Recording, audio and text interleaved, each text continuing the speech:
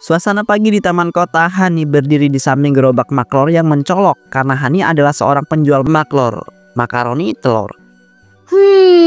Aroma makaroni dan telur ini benar-benar bikin ngiler deh. Siapa sih yang bisa nolak maklor racikan Hani? Hani, janda paling hits dan sosialita satu-satunya di taman ini. Hahaha. 5 menit kemudian. Mbak, ini maklor ya? Wah, aromanya mantap banget nih, dari tadi kecium. Iyalah mas, ini bukan maklor biasa. Ini maklor Sultan ala Hani. Pakai telur bebek, makaroni premium, dan gumbur hasil yang nggak bisa kalian temui di tempat lain. Wah, ini bisa cobain satu mbak, level pedesnya bisa request kan? Tentu sayang, semua bisa diatur kalau soal rasa. Kamu mau pedas level artis atau level narka? Ya, yang tengah-tengah aja deh, yang bisa dinikmati tapi tetap nampol. Oke, satu maklor rasa ganteng tahan banting. Tunggu sebentar ya, aku racik dulu. Nih ya, bukan mau sombong, tapi maklor aku ini pernah dipesan buat acara ulang tahun anaknya artis loh. Tapi jangan bilang siapa-siapa ya, rahasia langit ini.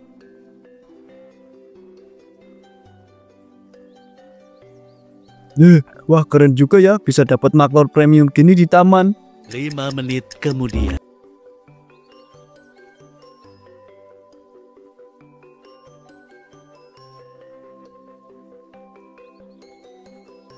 Ini dia maklornya, dijamin bikin lidahmu berdansa dan perutmu menyanyi minta ditambah. Makasih ya mbak, semoga rame terus jualannya. Pasti dong, makasih ya mas-mas kece. Jangan lupa tag aku ya kalau posting, biar makin viral maklor Hani. 5 menit kemudian. Mbak, ini yang namanya maklor ya? Saya lihat dari tadi rame terus. Iya ibu sayang, ini maklor spesial edisi mewah. Cocok buat ibu-ibu anggun kayak ibu. Mau cobain? Coba satu ya, tapi jangan terlalu pedas. Saya takut asam lambung saya naik. Tenang bu, aku bisa racik khusus buat lambung sensitif. Maklor ini bisa jadi solusi buat yang mau nikmati tapi tetap aman. Hehe, kamu ini bisa aja. Ya udah, saya tungguin ya.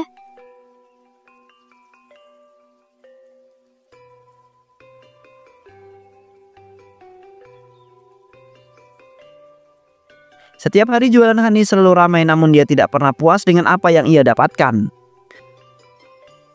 100, 200, 300, 400, ya ampun, cuma segini. Padahal dari pagi sampai sore panas-panasan di taman. Udah pakai gaya, udah promosi pakai jargon segala. Ini sih namanya bukan untung, tapi siksaan. Mana cukup buat beli tas branded yang aku incar minggu ini. Belum lagi pengen ganti soplen, take up kuku, belum brunch besok sama geng sosialita di kafe baru itu. Masa sih aku harus nurunin standar hidup cuman gara-gara maklor doang? Enak banget. Aku ini bukan janda sembarangan. Aku ini janda kelas atas. Harus tetap glowing dan wangi setiap hari. Kayaknya aku harus cari cara biar bisa dapat lebih banyak. Kalau cuma ngandelin jualan biasa, nggak akan cukup buat memanjakan diri aku yang penuh selera tinggi ini.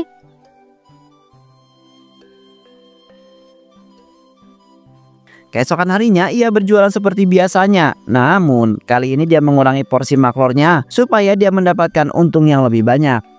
Mbak Hani, maklornya satu ya, kayak kemarin, yang porsi jumbo, tapi jangan yang terlalu pedas. Oke sayang, tapi sekarang porsinya aku sesuaikan ah, lebih pas, lebih elegan. Nggak perlu banyak-banyak juga, kan biar tetap langsing.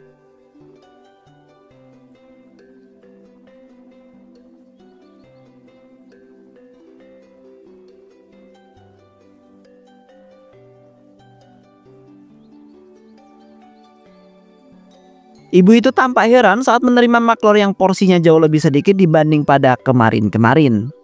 Mbak, ini kok kayaknya kurang banyak ya? Kemarin kan bisa buat berdua, sekarang kok cuma cukup buat 9 anak kecil sih? Aduh, aku sekarang fokus ke kualitas, bukan kuantitas. Maklor aku sekarang tuh premium, jadi produksinya juga eksklusif. Tapi harganya masih sama kayak kemarin kan? Masa harga sama tapi isinya jauh beda? Ini sih nggak masuk akal mbak. Aku ini jualan dengan konsep baru. Ini namanya maklor lifestyle. Lebih sehat, lebih tasty, cocok buat gaya hidup modern. Mbak Hani, Waktu pertama jualan di sini kita semua seneng, porsinya banyak, harganya terjangkau, bumbu dasarnya enak. Sekarang malah beda jauh. Kalau gini terus, maaf aja ya mbak, saya nggak bakal beli lagi. Jangan gitu dong bu, aku kan juga butuh perkembangan. Lagian ini semua kan demi kemajuan makhluk kita bersama. Ya tapi perkembangannya jangan ngorbanin pembeli juga lah mbak. Kita juga tahu posisi gini nggak pantas buat harga segitu. Kalau mau jualan gaya elit, ya pindah aja ke mall sekalian. Jangan di taman rakyat begini mbak. Ya ampun, kalian ini terlalu serius. Santai aja dong, ini cuma maklor bukan investasi saham. Ya justru karena cuma maklor, makanya jangan terlalu neko-neko. Kalau begini terus, ya sudah, saya pamit cari yang lain aja. Satu persatu pelanggan mulai pergi. Hani berdiri terpaku masih memegang sendok maklor.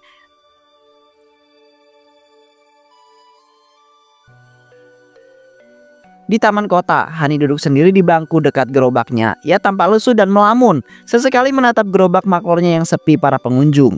Gimana sih caranya bisa bikin untung banyak tapi bikin pelanggan nggak ngamuk? Masa iya sih harus terus rugi cuma biar mereka puas? Aku juga butuh hidup enak, dandan, belanja. Suasana hening, sejenak tiba-tiba sosok bayangan gelap muncul di samping gerobak dengan suara berbisik menggoda. Tapi kamu terlalu baik, terlalu polos. Kalau kamu terus jualan jujur, kamu cuma akan jalan di tempat. Siapa kamu? Kok bisa tahu nama aku? Dan kamu ngomong apa barusan? Aku cuma mau membantu kamu, Hani. Kamu tahu nggak ada cara yang lebih cepat dan lebih cerdas buat dapat untung yang besar? Pakai telur busuk, harganya murah, gampang didapat dan kamu bisa kasih porsi besar kepada para pelanggan tanpa ada kerugian. Telur busuk? Tapi itu kan bisa bikin orang sakit. Lagian kalau ketahuan gimana? Hani, kamu pikir semua penjual itu jujur? Enggak sayang, yang kaya itu mereka yang bisa mengakali pasar. Kamu mau terus dicemooh para pelanggan atau mau hidup mewah dengan uang yang melimpah?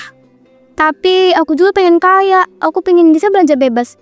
Nongkrong di kafe mahal, punya tas-tas mewah. Tapi aku juga takut.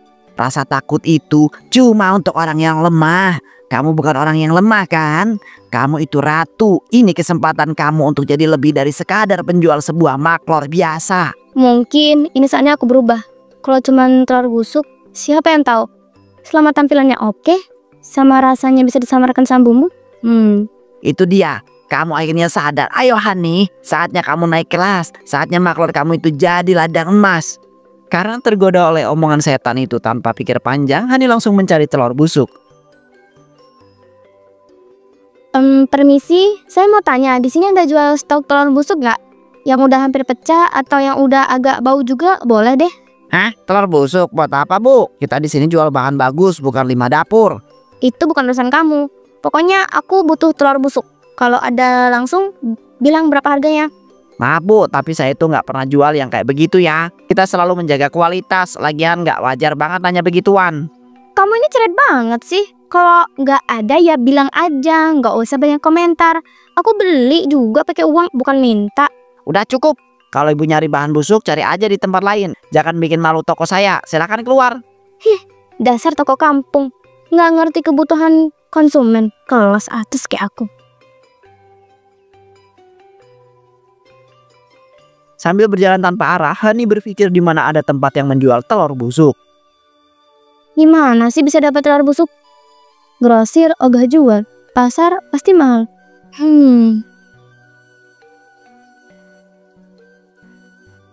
Peternakan, di sana pasti ada telur-telur gagal yang nggak laku, yang udah lama. Bisa dapat banyak, bisa murah, atau bahkan gratis. Tanpa pikir panjang, Hani membalikkan badan dan melangkah cepat ke arah peternakan ayam terdekat.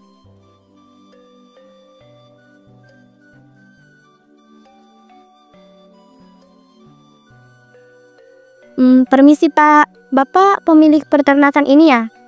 Nama Bapak siapa? Kalau boleh tahu. Ya, saya Herman. Ada yang bisa saya bantu, Bu? Pak Herman, saya mau tanya, di sini jual telur ayam kan? Maksud saya bisa buat dijual ke pasar itu. Iya betul, kami jual telur segar tiap hari. Mau beli berapa kilo? Bukan yang segar Pak. Saya mau nanya, Bapak punya telur yang udah nggak bagus nggak? Telur yang busuk gitu?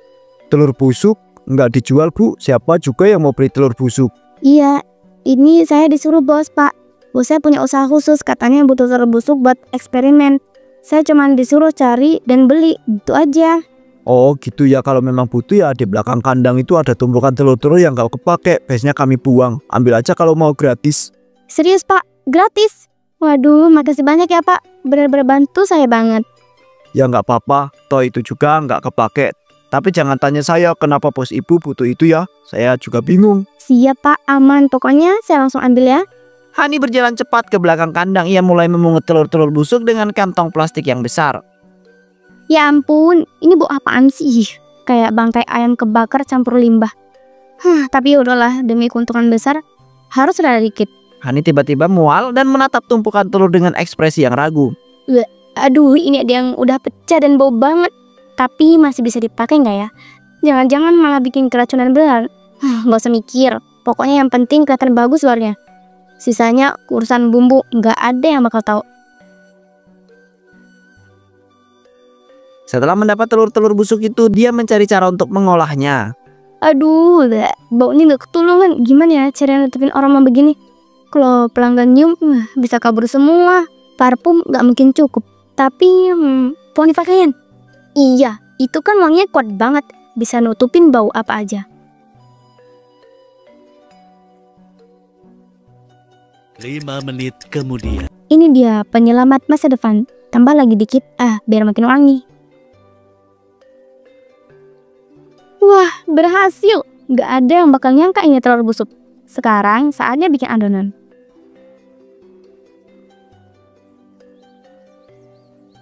Pagi di taman kota, gerobak maklor Hani kembali berdiri di tempat biasa. Hani tampak semangat dan tersenyum lebar. Beberapa para warga mulai datang untuk menghampirinya. Wah, Hani jualan lagi nih. Hari ini ada promo apa, Bu? Iya, Bu. Harga tetap murah, porsinya malah saya tambah. Lagi seneng aja, Wah, mantap itu. Saya beli 2 porsi ya. Buat saya sama istri di rumah. Anak saya juga doyan banget maklor buatan kamu. Siap, Pak. Ini resep baru. Lebih gurih dan wangi. Pokoknya beda dari biasanya. 5 menit kemudian.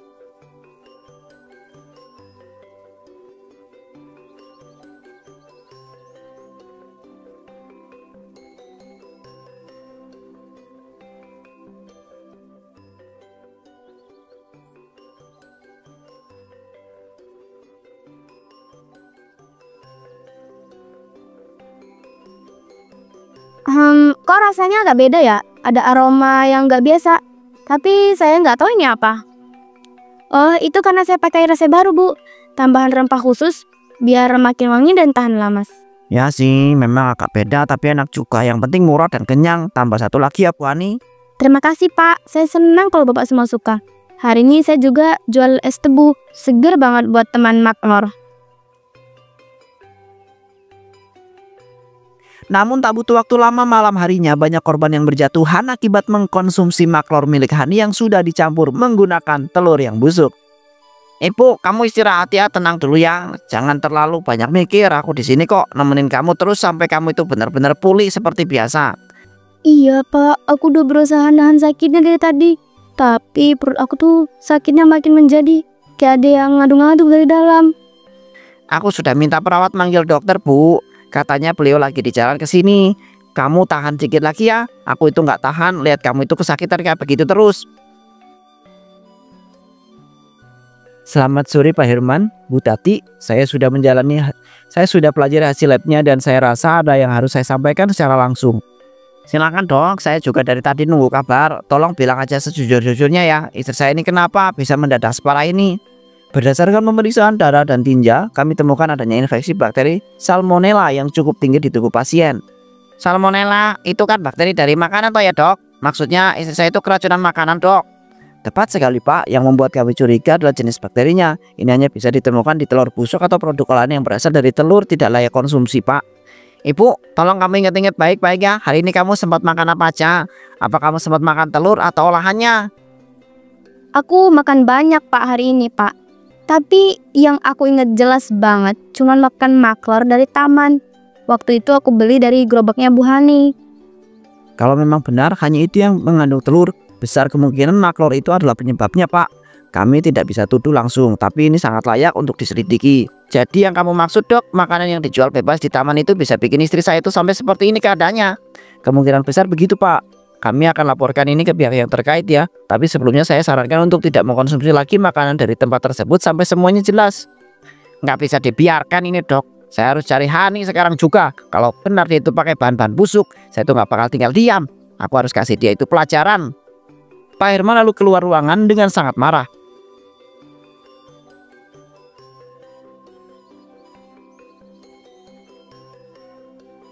Wah, sore-sore gini paling pas ngopi itu bareng sambil dengerin suara burung ya Pak Rete. Betul banget, apalagi kopi buatan Pak Rete ini. Aroma rasanya mantap, kayak cinta pertama yang nggak pernah dilupakan. Ha, kalian ini ada-ada aja. Tapi memang sore di pos ronda itu tempat paling asik buat ngobrol ngalor ngidul begini. Merte, ini gawat. Saya itu nggak bisa diem lagi. Istri saya itu masuk rumah sakit gara-gara makan maklor dari gerobaknya Bu Hani itu. Ah, serius Pak Herman, masuk rumah sakit kok bisa? Cerita lengkapnya bagaimana? Dokter bilang istriku keracunan bakteri dari telur busuk. Dan satu-satu makan yang dia makan hari itu adalah maklor dari taman itu. Ya loh, jangan-jangan beneran dari maklor itu, soalnya kemarin baru saya juga sempat melilit habis makan dari situ. Waduh, saya juga Pak, malamnya mual-mual muntah 2 kali. Saya kira cuma masuk angin, jangan-jangan memang ini penyebabnya. Kalau udah begini ceritanya, kita itu ya tidak bisa tinggal diam toh. Ini bukan soal 1-2 orang, ini sudah bahaya buat para satu kampung. Tiba-tiba rombongan warga datang, wajah mereka terlihat marah dan juga panik. Pak RT tolongin kami. Suami saya muntah terus, Pak, habis makan maklor dari Bu Hani kemarin. Sekarang tergeletak di rumah, lemas banget. Anak saya juga Pak RT, badannya panas tinggi sejak senalan. Padahal cuma makan 1 bungkus maklor doang. Saya juga Pak, sakit perut gak berhenti dari tadi malam, ini udah keterlaluan. Tenang dulu semuanya ya. Saya mengerti kekhawatiran kalian. Kalau memang ini adalah maklor Bu Hani, kita harus bertindak tegas. Tolong Pak RT, kami nggak mau kejadian ini terulang lagi. Jangan sampai ada korban lebih parah. Sangat setuju Pak, kita datang ke rumah Bu Hani sekarang juga ya. Biar dia tahu kalau warga kampung ini nggak bisa dibodohi seenaknya. Baik, sekarang semuanya ikut saya ya. Kita datangi rumah Bu Hani. Kita harus datang menjelaskan langsung dari dia. Jangan ada yang tinggal diam. Rombongan warga kemudian bergerak menuju ke rumah Hani dengan marah. 1, 2, 3 juta, 5 juta. Ini baru namanya rezeki nomplok. Gila, jualan maklor kayak gini bisa bikin aku naik kelas dalam seminggu. Tiba-tiba terdengar suara gaduh di luar, suara orang-orang ramai.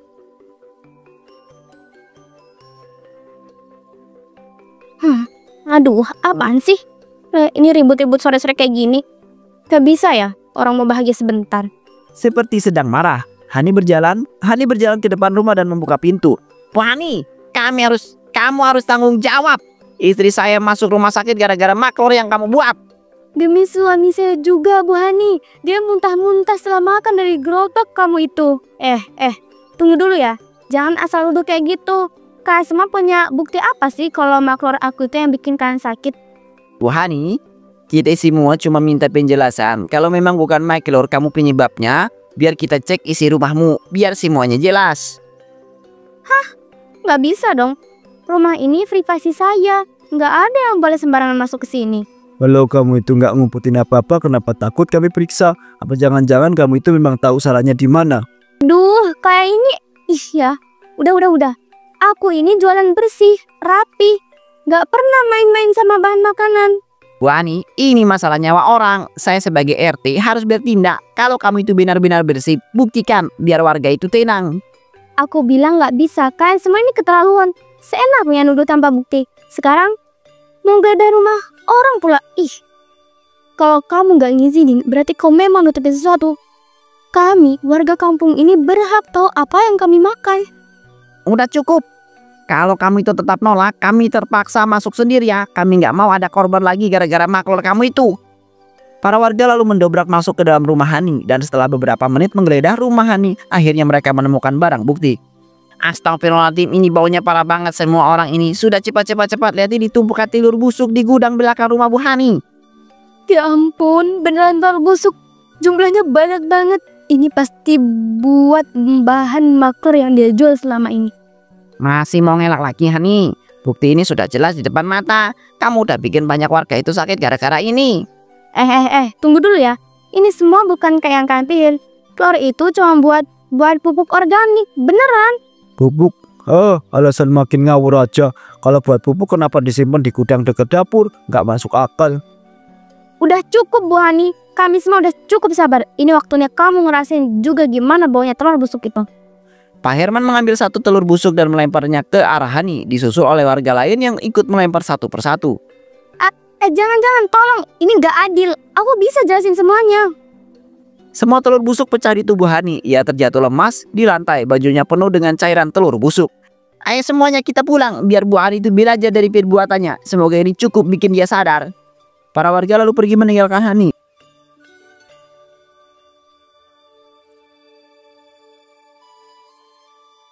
Keesokan harinya meskipun Hani sudah mandi berkali-kali dan memakai banyak sekali wangian, namun bau telur busuk itu tetap saja menempel di badannya. Sudah berkali-kali aku mandi, sabun wangi, air hangat, bahkan parfum termahal pun sudah aku habiskan. Tapi bau telur busuk ini tetap nempel, gak peduli seberapa keras aku coba hilangin. Mungkin ini hukuman karena atas semua yang aku lakukan. Aku terlalu tamak, aku bohong, aku celakakan orang, dan sekarang aku hidup dengan bau busuk dari kesalahanku sendiri. Mungkin ini cara semesta mengingatkan aku.